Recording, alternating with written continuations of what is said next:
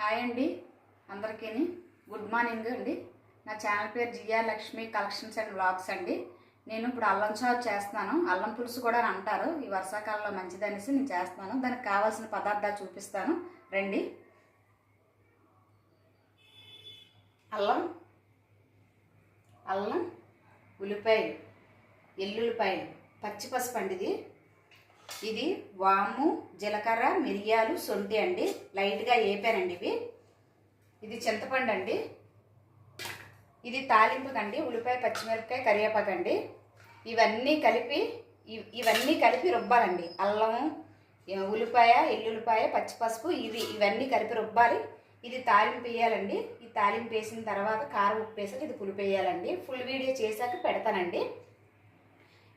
ఈ అల్లం పులుసు చాలా వర్షాకాలంలో చాలా మంచిదండి ఆరోగ్యానికి. ఎందువల్లంటే కఫం చేసేస్తుంది.